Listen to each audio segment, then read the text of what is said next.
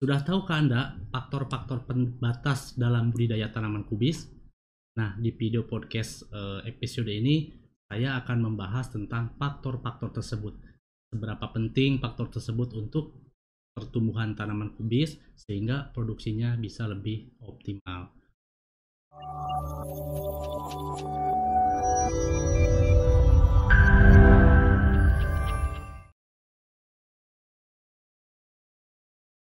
Halo, selamat datang di channel YouTube kami, NPK Mutiara TV.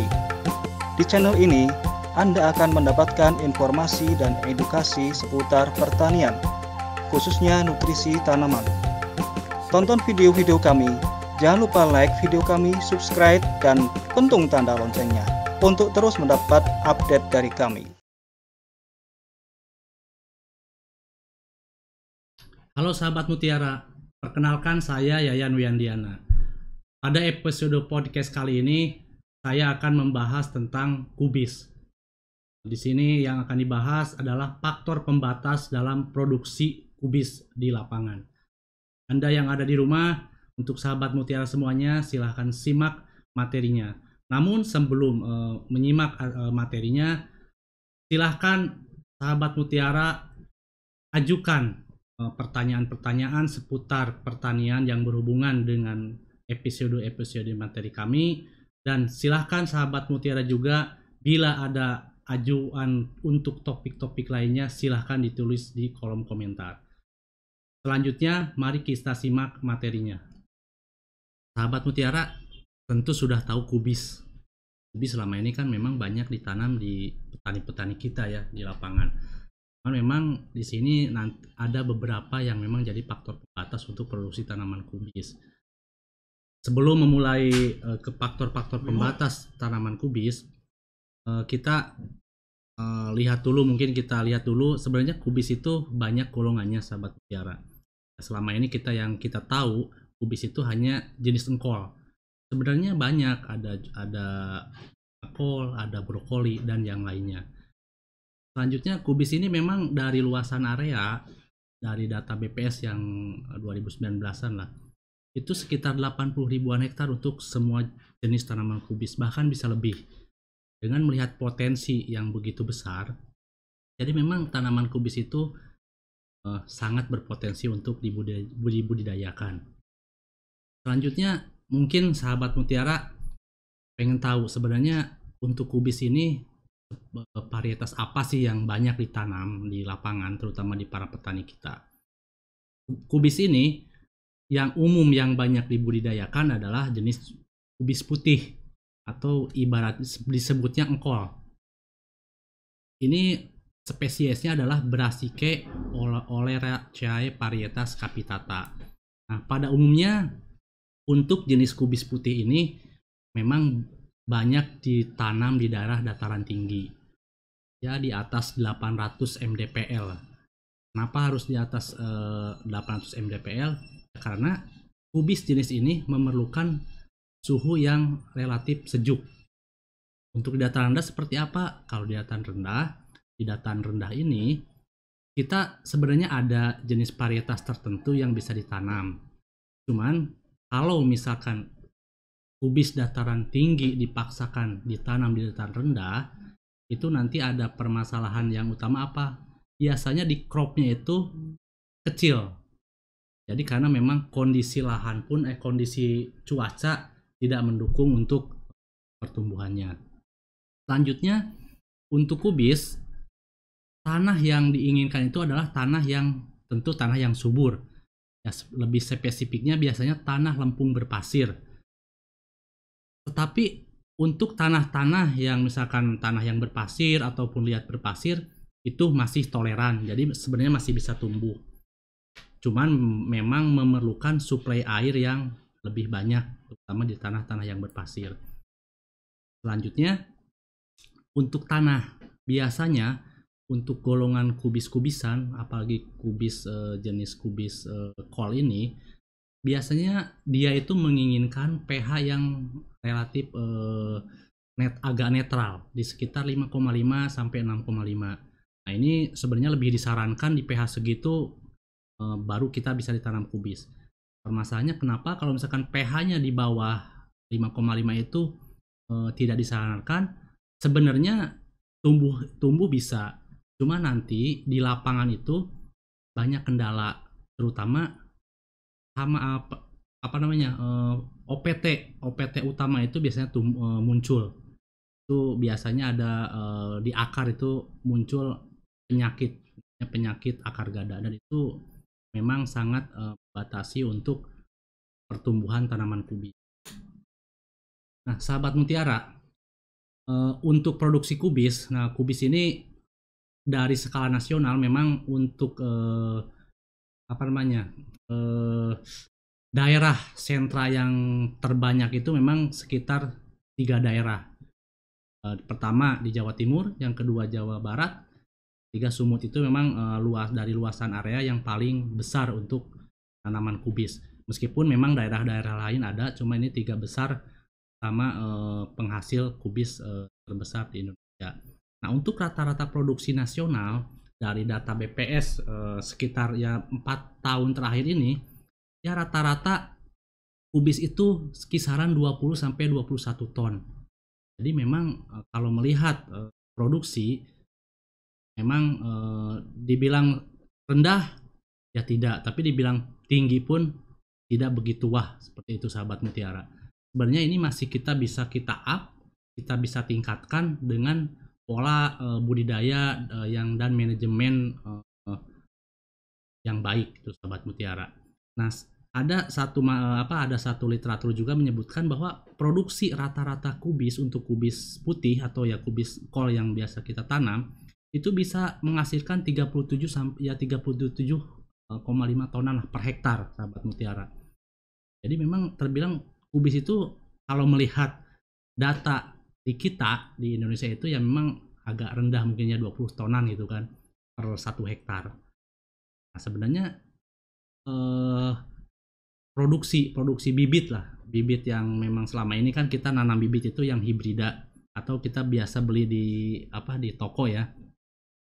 Sahabat mutiara bisa lihat di kemasan bahwa dia potensi genetik kubis itu bisa 60-75 ton per hektar. Bayangkan sahabat mutiara, 60-75 ton per hektar. Jadi memang tinggi. Sekarang kita lihat di produksi skala nasional itu kan masih rendah. Jadi intinya apa? Jadi ini memang dengan pola budidaya yang baik itu hasil tanaman kubis itu sebenarnya kita bisa tingkatkan sahabat mutiara. Nah, selanjutnya banyak sebenarnya faktor pembatas untuk pertumbuhan tanaman. Ini secara umum ya, termasuk kubis. Jadi secara umum sebenarnya faktor pembatas pertumbuhan tanaman itu banyak faktor sahabat mutiara. Dari mulai sekarang varietas yang ditanam, terus suhu atau keadaan cuaca di tempat kita menanam, terus ada juga faktor-faktor lain, ada hama, ada patogen, penyakit, terus kondisi tanah, yang terakhir nutrisi defisiensi atau kekurangan hara. Jadi sebenarnya faktor-faktor tersebut bisa jadi faktor pembatas untuk pertumbuhan tanaman. Tentu sahabat mutiara tahu kalau misalkan pertumbuhan tanaman terganggu, apa yang terjadi? Ya tentu hasil produksi tanaman pun tentu akan berkurang sahabat mutiara, seperti itu. Nah, kalau berbicara sekarang ke kubis seperti apa? Sama saja. Karena ya kubis pun kalau melihat dari faktor pembatas ya semualah sama, ada nutrisi defisiensi, kondisi tanah itu sangat berpengaruh juga untuk tanaman kubis yang ditanam. Lebih spesifiknya apa? Jadi sebenarnya sahabat mutiara dalam budidaya itu ya dalam budidaya kita di lapangan lah, sebenarnya hanya 4 faktor yang berpengaruh dalam produksi suatu tanaman ya, termasuk di sini kubis. Jadi apa saja? Yang pertama tentu varietas. Tentu kita harus pilih varietas itu, kita harus benar-benar pilih varietas ini memang cocok enggak di satu tempat itu. Karena saya tadi di awal disebutkan jangan sampai kita menanam kubis bibitnya untuk dataran tinggi, tapi kita ditanam di dataran rendah, tentu kurang maksimal sahabat mutiara, seperti itu. Selanjutnya, varietas juga berpengaruh terhadap ya tadi eh, hasil ya. Jadi pun gitu sebaliknya. Kalau sahabat mutiara kubis ditanam untuk dataran rendah, kan untuk dataran tinggi itu. Selanjutnya lagi, bibit itu benar-benar harus kita perhatikan dari segala aspek ya tentu ya, karena bibit itu faktor genetik yang bisa mempengaruhi ke hasil produksi tanaman di lapangan, sahabat mutiara. Selanjutnya yang kedua tentu manajemen. Manajemen itu pola budidaya kita di lapangan. Pola budidaya itu banyak variannya. Ada misalkan sahabat mutiara untuk menanam kubis itu tolong perhatikan populasi perluasannya.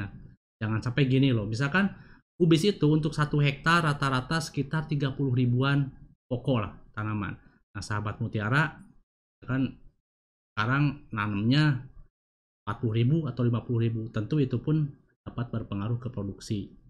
Selanjutnya pengairan, ini jelas pengairan perlu kita perhatikan karena tanpa air kita melakukan pemupukan ataupun yang lainnya tentu kurang maksimal juga.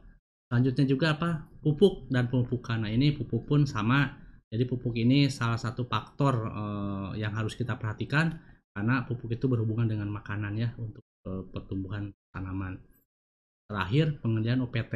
Pengendalian OPT ini perlu juga karena sahabat mutiara perlu tahu bahwa kubis itu terutama ya untuk OPT-nya itu banyak yang jadi faktor pembatas, bisa ulat ataupun ya hama lah, penyakit banyak juga. Terus ada penyakit yang memang karena faktor lingkungan juga ada.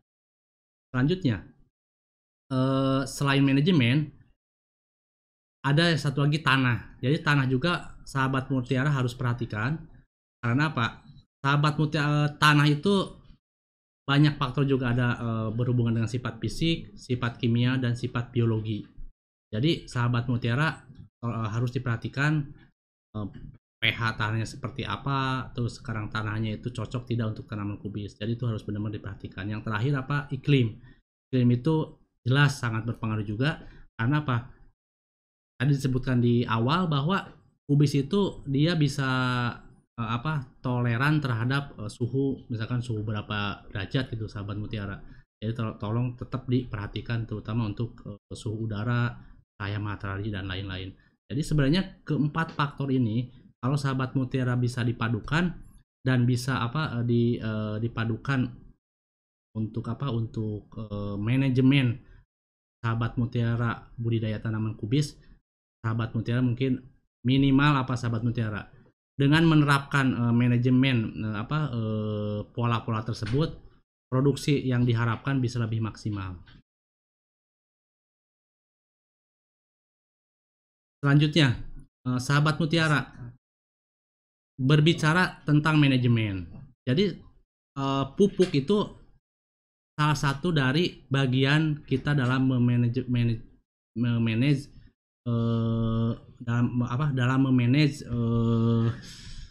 budidaya kubis ini.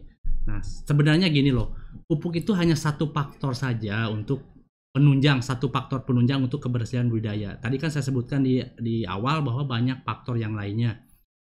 Berbicara pupuk, jadi pupuk itu kan identik dengan makanan untuk tanaman sahabat mutiara. Jadi sebenarnya sebelum kita melakukan pemupukan itu apa sih yang harus kita lakukan, terutama untuk tanamannya itu sendiri sahabat mutiara. Karena kita pun tentu harus tahu dulu keputusan kita untuk memupuk itu karena apa gitu sahabat mutiara. Jadi saya lebih menyarankan ke sahabat mutiara semua. Jadi sebenarnya dalam manajemen pemupukan itu satu hal yang perlu sahabat mutiara perhatikan adalah kenali dulu apa sih kebutuhan tanaman itu. Nah, kebutuhan tanaman itu biasanya apa? Tanaman itu seperti kita manusia sahabat mutiara, dia itu bisa berbicara, cuman untuk tanaman itu berbicaranya dia melalui gejala-gejala yang ditimbulkan dari tanaman biasanya ada di daun ataupun di daun biasanya ya, ada misalkan ada daun kuning ataupun daun pinggir ujung daunnya kering atau dan yang lain-lain. Jadi pertama itu kenali dulu apa yang diinginkan oleh tanaman. Nah, jadi yang paling utama apa itu? Jadi kenali defisiensi haranya itu sendiri, sahabat mutiara. Karena dengan mengenali defisiensi hara, kita bisa lebih tepat dalam melakukan aplikasi pemupukan atau pemberian nutrisi untuk tanaman. Selanjutnya, gejala defisiensi hara itu apa sih, sahabat mutiara? Ya, sebenarnya gejala defisiensi unsur hara itu kita dapat diamati secara umum sebenarnya, sahabat mutiara. Jadi sebenarnya setiap tanaman itu menunjukkan gejala yang khas. Jadi misalkan gini, untuk cabai dan tomat tentu berbeda gejala yang ditimbulkannya. Sama misalkan untuk cabai dengan kubis pun sama. Jadi beda-beda yang gejala yang ditimbulkan oleh tanaman. Cuman biasanya, sahabat mutiara, untuk gejala defisiensi yang paling jelas kelihatan itu biasanya defisiensi unsur hara makro. Jadi unsur hara makro itu apa? Misalkan defisiensi nitrogen, defisiensi fosfat, defisiensi kalium misalkan. Itu sebenarnya sahabat mutiara bisa lihat secara kasat mata. Nah, jadi nanti kalau di lapangan itu bisa dilihat, oh ini gejala N kurang N, ini kurang P, ataupun ini yang ini kurang K. Nah, saya ringkas sebenarnya untuk gejala-gejala defisiensi unsur hara gini loh. Untuk golongan unsur hara makro itu sahabat muda tinggal lihat di daun paling tua. Jadi biasanya itu di daun paling tua itu gejala nitrogen, fosfat atau kalium. Nah, terus selanjutnya untuk gejala mikro itu biasanya ada di ujung-ujung. Mikro itu Fe, Zn, Mn dan lain-lain itulah. Nah, cuman untuk gejala yang umum yang bisa kita lihat itu biasanya gejala-gejala kurang nitrogen, fosfat atau kalium, sahabat mutiara. Nah, seperti inilah. Ini biasanya salah satu gejala defisiensi hara utama pada tanaman kubis. Sahabat mutiara bisa lihat untuk defisiensi N, nitrogen. Itu sahabat mutiara bisa lihat itu biasanya di daun tua. Jadi daun tuanya menguning, nah, serempak menguning itu biasanya N. Selanjutnya defisiensi fosfat. Fosfat itu di daunnya biasanya agak warna ungu. Selanjutnya defisiensi kalium. Kalium itu biasanya yang paling khas ciri defisiensi kalium itu biasanya di ujung daun itu kering, sahabat mutiara. Jadi di kubis itu sebenarnya kan relatif tidak terlalu kompleks seperti misalkan di cabai atau di tomat, sahabat mutiara. Jadi sahabat mutiara tinggal lihat aja di daun-daun yang paling tua itu. Nah, selanjutnya ada satu hal lagi. Di kubis itu selain kita harus memahami misalkan golongan unsur hara makro NPK, ada satu hal lagi. Jadi sahabat mutiara harus kenal juga seperti apa sih kurang kalsium untuk di kubis, sahabat mutiara. Nah, biasanya kalsium itu sifatnya dia kan imobil. Jadi imobil itu dia unsur tidak bisa dipindahkan dari organ yang lain ke yang lainnya lagi, seperti itu. Jadi kalau misalkan di daun tua kalsiumnya sudah dipakai, dia tidak bisa pindah ke daun yang lebih muda. Jadi untuk defisiensi kalsium biasanya ada di daun-daun yang lebih muda lah, di ujung-ujung daun seperti itu. Nah, sahabat mutiara bisa dilihat di presentasi bahwa defisiensi kalium itu biasanya di pucuk-pucuk ataupun kalau di burkol itu pas mau pembungaan seperti.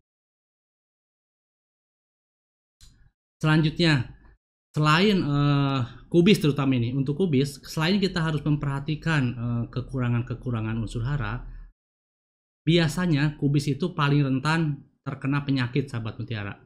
Nah, biasanya yang umum terjadi di lapangan, salah satu penyakit yang umum itu adalah apa? Busuk basah biasanya, terutama di kubis yang itu ya, kubis kol itu. Terus satu hal lagi apa? Akar gada.